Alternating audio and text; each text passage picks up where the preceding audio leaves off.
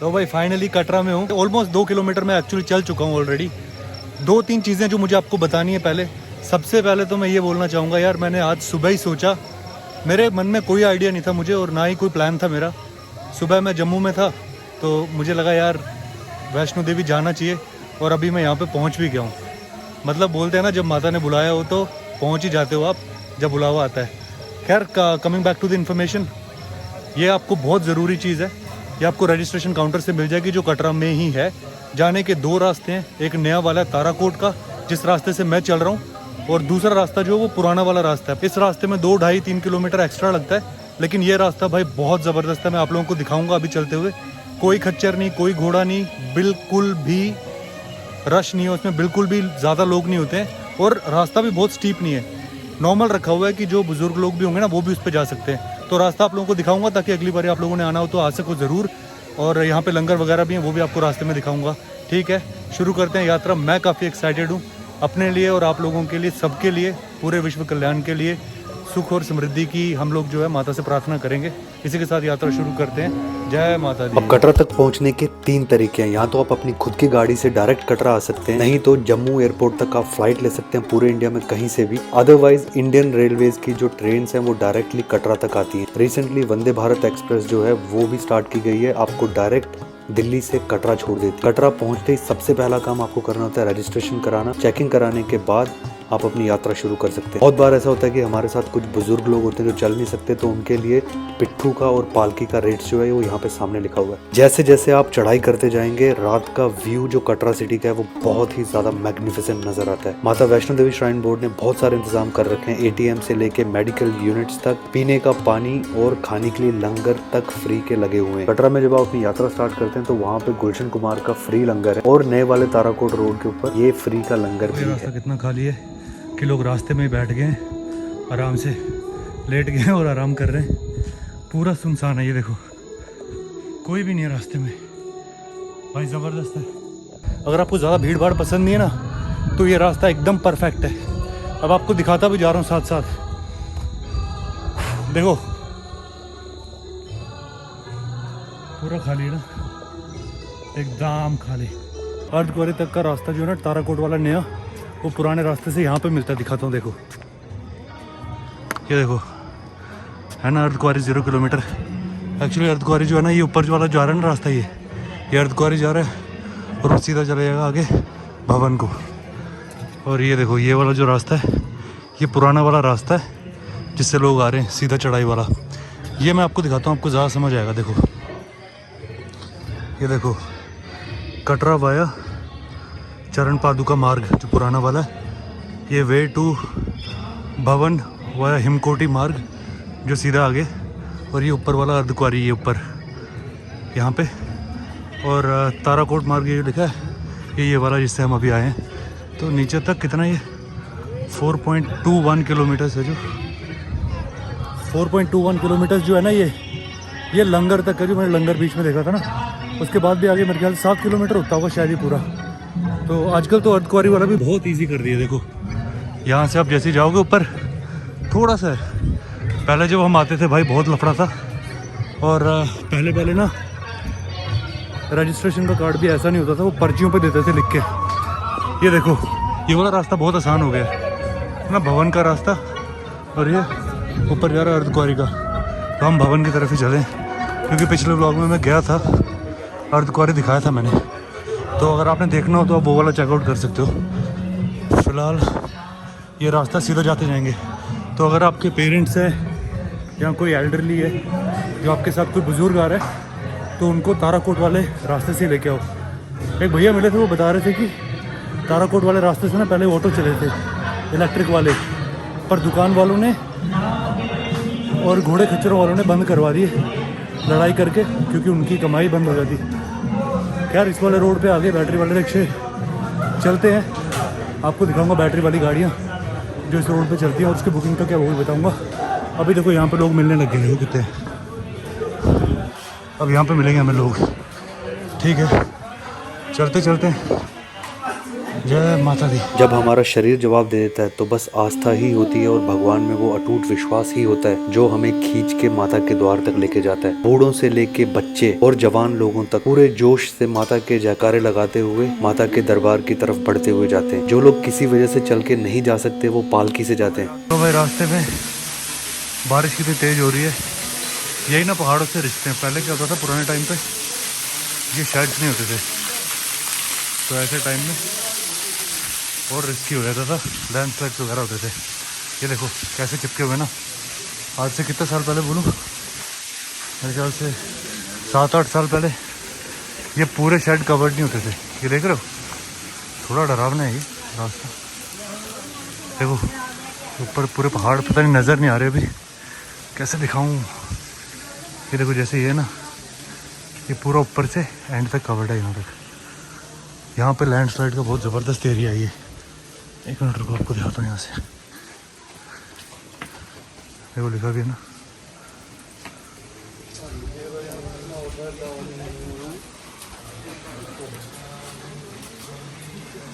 सही बताऊँ एक्चुअली मेरी बॉडी तो थोड़ा जवाब दे रही है अब। रीज़न ये है इसका कि मुझे अब रियलाइज़ हो रहा है कि मेरी फिटनेस का जो लेवल है ना वो बहुत ड्रॉप हुआ है। क्योंकि पहले मैं बहुत ज़्यादा फिट था। श्रीखंड महादेव का ट्रैक कर लिया था मैंने, जिस यात्रा को one of the most toughest यात्रा कहते हैं। लेकिन अब बहुत मुश्किल है, पसीने से पूरा भर गया हूँ। शायद अब मेरे ख्याल से 2.5 किलोमीटर और रह गया है। ये देखो ऊपर दिखाता हूँ, ये देखो अभी और ऊपर है। वो टॉप पे जो दिख रहा है वो खैर भैरव घाटी है, वो तो जो नज़र आ रही है। ये रास्ता सीधा जा रहा है। ये जो सामने दिखाई दे रहा है ना, इस पहाड़ के पीछे प्रॉब्ली भवन है। चलिए दिखाऊँ कहाँ पहुँचे हैं, रुको। ये देखो ये है भवन। इस साइड थोड़ा पहाड़ है, इससे थोड़ा छुपा हुआ है। ऑलमोस्ट 700 मीटर रह गया, 750 मीटर। जय माता दी। ये देखो भाई, ये हैं बैटरी वाले यहाँ पे लगे हुए। इनका चलने का टाइम होता है मेरे ख्याल से सुबह से लेके शाम तक चलते हैं, रात को नहीं चलाते ये लोग। तो ये आपको अर्धकुंवारी तक छोड़ देते हैं, अर्धकुंवारी से भवन, भवन से अर्धकुंवारी। और अभी इस टाइम पे ये हो रहे हैं चार्ज यहाँ पे। ये देखो सॉकेट लगे हुए हैं ना, ये देखो लगा हुआ है ना सॉकेट, ये इससे चार्ज हो रहा है। तो ये सब वगैरह आप लेके जा सकते हो। अब बिल्कुल भवन के पास ही पहुँच गए। तो बारिश अब ज़्यादा होने लग गई है, बिल्कुल भवन के सामने ही खड़ा हूँ। जो 2 चीज़ें मुझे आपको बतानी थी, कुछ चीज़ें बतानी थी कि शॉर्ट्स पहन के आप यात्रा ज़रूर कर सकते हो, लेकिन दर्शन नहीं कर सकते आप शॉर्ट्स पहन के, आपको करने नहीं देंगे। इसीलिए आप अपने साथ, अगर आप शॉर्ट्स पहन के आ ही रहे हो, यहाँ तक पहुँच रहे हो भवन तक, तो फिर नहा के या फिर अदरवाइज़ आप चेंज कर लो, फुल पहन लो, ताकि आप आराम से दर्शन कर सको। देखो इंडसइंड बैंक का ATM भी है और यहाँ पे भोजनालय, डॉर्मेट्री वगैरह। जैसे ही आप पास पहुँच जाओगे भवन के, तो ये सारी आपको जगह नज़र आने लग जाएंगी। ये जो सामने दिखाई दे रहा है बिल्कुल ऊपर चढ़ाई, वहाँ से सीधा जाना है भवन की ओर। लॉकर रूम जो है वो यहाँ पे शुरू हो जाते हैं। फ्री की एकोमोडेशन भी लिखा हुआ है यहाँ पे। ये देखो दिख गया। और ये भेंट शॉप यहाँ पे भी खुल गई है। वैसे सबसे ज़्यादा टफ चढ़ाई जो है वो भैरव घाटी की है। यहाँ देखो ये वाला रास्ता ना, जो ये जा रहा है ऊपर भैरव घाटी की। देखा, वे टू भवन ये, वे टू भैरव घाटी पीछे। पर अब लग गया गंडोला, जो मात्र 10 से 15 मिनट में आपको ऊपर पहुंचा देता है और उसके बाद नीचे ले आता है। अब बारिश हो रही है, इसी बहाने जल्दी जल्दी से पहुंच जाते हैं। क्लॉक रूम है यहाँ पे फ्री में, आप अपना सामान रख सकते हो ताला मार के। उसके बाद फटाफट जाके दर्शन करो, अपने जूते खोलो। मोबाइल फ़ोन अलाउड नहीं है, वीडियो कैमरा अलाउड नहीं है। ये देखो सामने। अब भवन के अंदर कैमरा लेके जाना तो अलाउड नहीं है, तो अनफॉर्चुनेटली मैं आप लोगों को अंदर से दर्शन तो नहीं करा सकता, लेकिन ये जो तस्वीरें हैं ये आपको जरूर बयां कर देंगी कि लोगों की जो आस्था है वो कितनी अटूट है माता को लेके। यहाँ तक पहुँचने में ट्रस्ट में आपके पूरे शरीर, आपकी टांगे जवाब दे चुकी होती है, थकावट से पूरा शरीर टूट चुका होता है, लेकिन दर्शन करने के बाद लोग बिल्कुल तरोताज़ा फील करते हैं। और इतना अमेजिंग है कि दर्शन करने के बाद ऐसा लगता है कि बिल्कुल आप नए हो गए हो और नई फुर्ती आ जाती है। हाथ धो के दर्शन कर लिए, लेकिन नहाने के जो घाट है ना वो इन्होंने चेंज कर दिए हुए। अभी काफ़ी सारी कंस्ट्रक्शन चल रही है उस चक्कर में। और क्लॉक रूम जो थे वो भी काफ़ी सारे पहले होते थे लेकिन अभी बंद कर दिए हुए हैं, एक दो ही हैं। तो शायद वो कंस्ट्रक्शन जब हो जाएगी उसके बाद होगा। काफ़ी लेट हो गया, सूरज ऑलमोस्ट चढ़ गए हुए, तो अब नीचे की ओर जाना शुरू करते हैं।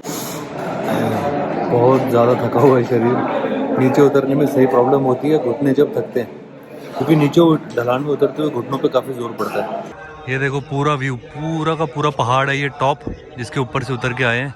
आपको रास्ता दिखाता हूँ जूम करके। ये आपको जो ब्लू कलर के जो शेड दिखाई दे रहे हैं ना, ये पूरा रास्ता है नीचे आने का। और बिल्कुल इस पहाड़ के टॉप पे जाके चढ़े थे और उसके बाद दूसरी साइड। और ये देखो क्या ज़बरदस्त, कितना पीसफुल व्यू है। इसके साथ साथ एक और चीज़ दिखाता हूँ आपको। ये साइड तो ये व्यू है और इस साइड देखो, इस साइड पूरी है कटरा, पूरा कटरा है ये शहर। यहाँ जो ब्लू शेड दिखाई दे रहे हैं आगे जाके, वो शायद रेलवे स्टेशन का है। सामने देखो पूरा बादलों से भरा पड़ा है, पूरी ट्रेल खाली पड़ी हुई है, कोई इंसान नहीं है इस पे। देखो इसी के साथ साथ बह रही है ये है बाण गंगा। आपको आगे से भी दिखाऊंगा। इसकी थोड़ी सी स्टोरी बता देता हूँ आपको। कहते हैं कि जब यहाँ से माता वैष्णो आगे जा रही थी तो उनके साथ हनुमान जी का स्वरूप था। उनको प्यास लगी और माता वैष्णो ने उनकी प्यास बुझाने के लिए एक तीर निकाल के मारा ज़मीन में, और वहाँ से निकली ये गंगा। इसीलिए उसे कहते हैं बाण गंगा, क्योंकि बाण मार के निकाला था। और एक और इसके पीछे कहानी है, इसको बाल गंगा कहते हैं। कई लोग कहते हैं कि क्योंकि माता ने उसमें अपने बाल धोए थे, इसीलिए उसको बाल गंगा भी कहते हैं। लेकिन ज़्यादा ऑथेंटिक जो स्टोरी है वो ये वाली है जो मैंने आपको पहले बताई। अब ऑलमोस्ट पहुंचने वाला हूँ मैं। इस रूट की सबसे अच्छी चीज़ ये है, यहाँ पे खच्चरें, घोड़े, पालकी कुछ नहीं होता। अब ये जो आप पीछे देख रहे हो, ये वाला ऐसे ही घूम रहा है, किसी को लेके नहीं आया। तो ये सब है, बिल्कुल शांत, एकदम शांत ट्रेल है और कंपैरेटिवली चढ़ाई भी कम है, तो ये बढ़िया। हालांकि थोड़ा सा ज़्यादा है नॉर्मल वाले रूट से, लेकिन फॉर श्योर आपकी टांगों के लिए ये रूट अच्छा है। ठीक है, अब पहुंच जाता हूँ। जो सपना मैंने देखा था फाइनली वो पूरा हुआ, तो अब जल्दी से पहुंचता हूँ आगे। 1 किलोमीटर रह गया होगा मैक्सिमम, उससे ज़्यादा नहीं है अब। तो चलते हैं, पसीना देखो कितना आ रहा है। Let's go. भाई यार मैं पहुंच चुका हूँ नीचे कटरा, गाड़ी में बैठा हूँ, अब यहाँ से निकलूंगा। 28 किलोमीटर, 14 आना 14 जाना आज किया है। टांगों के चिथड़े उड़ गए हैं और बहुत ज़्यादा, जहाँ पे बैठ रहा हूँ ना वहीं सो जा रहा हूँ। और 24 घंटे से ज़्यादा हो चुके हैं मैं सोया नहीं हूँ, तो इसीलिए बहुत ज़्यादा डिहाइड्रेट भी हुई है बॉडी और बहुत ज़्यादा थक भी गया हूँ। ये पहाड़ देखो सामने, आपको दिखाता हूँ 1 मिनट। ये वाला, ये पूरा पहाड़ चढ़ के उतरा है, तो ये होना बिल्कुल पॉसिबल था। अगर आप लोगों को ये व्लॉग पसंद आया तो लाइक, सब्सक्राइब, शेयर ज़रूर कीजिएगा। कुछ सवाल हो तो पूछ लीजिएगा। मुझे लगता है कम से कम 14-15 घंटे तो मैं सोने वाला हूँ फॉर श्योर। तो ठीक है, ख़त्म करते हैं आज का व्लॉग। पसंद आया तो share the vlog, comment section में मुझे सवाल पूछ सकते हो। Till then take care of yourself. मिलते हैं एक नए व्लॉग में। Stay safe, stay healthy. जय हिंद, जय माता दी।